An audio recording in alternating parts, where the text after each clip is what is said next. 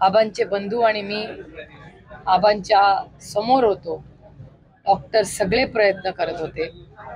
आबांचे बंधू कोलॅप्स झाले, त्यांना मी बसवलं, पाणी दिलं आणि त्यानंतर माझ्या डोळ्यासमोर पुढची 5 मिनिटं ही माझ्या आयुष्यातली खूप अवघड आणि अडचणीची होती. माझा एक हक्काचा मोठा भाऊ हा मी कॅन्सरला घालवला, पण ती लढाई कॅन्सरच्या विरोधातली. आज त्यांचं कुटुंब आणि मी मिळून जेवढ्या लोकांना वाचवता येईल, सेवा करता येईल, आम्ही एकत्र. 16 फेब्रुवारी हा माझ्यासाठी एक खूप इमोशनल दिवस असतो. त्याचं कारण असं की आज राष्ट्रवादी काँग्रेस पक्षाचे महाराष्ट्राचे अध्यक्ष माननीय जयंत पाटील साहेब यांचा वाढदिवस असतो आणि 16 फेब्रुवारीला मला अजूनही तो दिवस आठवतो की लीलावती हॉस्पिटल मुंबईमध्ये जिथे आहे, त्या दिवशी माझे ज्येष्ठ बंधू RR पाटील, आजही मी जेव्हा जेव्हा लीलावती हॉस्पिटलवरून जाते तेव्हा तो क्षण मी आयुष्यभर विसरणार नाही. आबांचे बंधू आणि मी आबांच्या समोर होतो. डॉक्टर सगळे प्रयत्न करत होते. आबांचे बंधू कोलॅप्स झाले, त्यांना मी बसवलं, पाणी दिलं आणि त्यानंतर माझ्या डोळ्यासमोर पुढची 5 मिनिटं ही माझ्या आयुष्यातली खूप अवघड आणि अडचणीची होती. आणि मला असं वाटतं 3-3:30 वाजले होते कदाचित.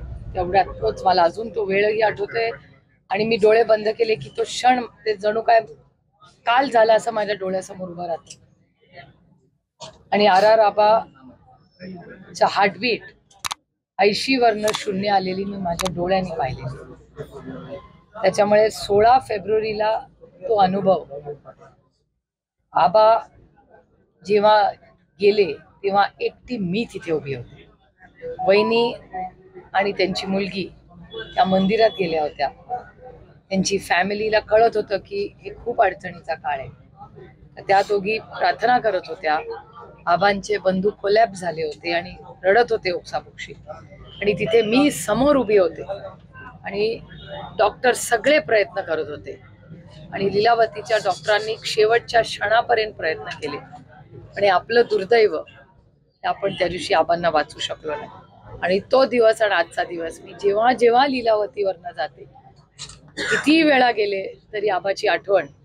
दरवेळीच आयुष्यात कुठला मोठा प्रश्न आला, संघर्षाची वेळ आली, लीलावतीवरनं जाताना असेल, रोहित दिसला, वहिनी भेटल्यावर, एक माणूस आज माझ्या मनात आणि माझ्या आयुष्यात, त्यांनी खूप प्रेम दिलं मला, खूप साथ दिली, असे कैलासवासी RR पाटील.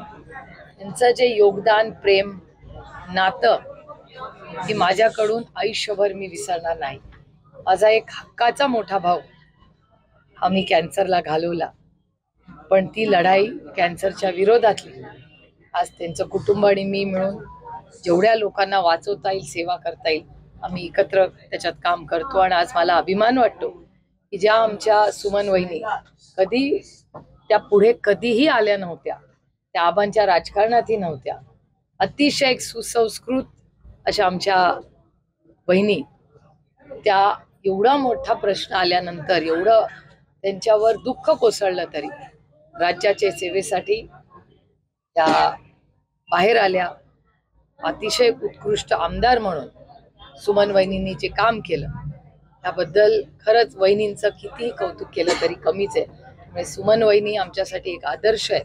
आणि आता ज्या पद्धतीने रोहित काम करतोय, म्हणजे जणू काय आबा पुन्हा एकदा रोहितच्या रूपाने आम्हाला दिसतात, ही आमच्यासाठी खूप अभिमानाची गोष्ट आहे. पण आबाची आठवण, आबाचं असणं, ती पोकळी ही कोणीही भरून काढू शकणार.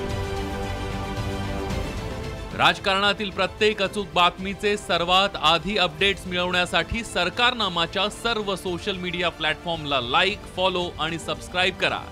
तसंच सर्व नोटिफिकेशनसाठी बेल आयकॉन प्रेस करायला विसरू नका.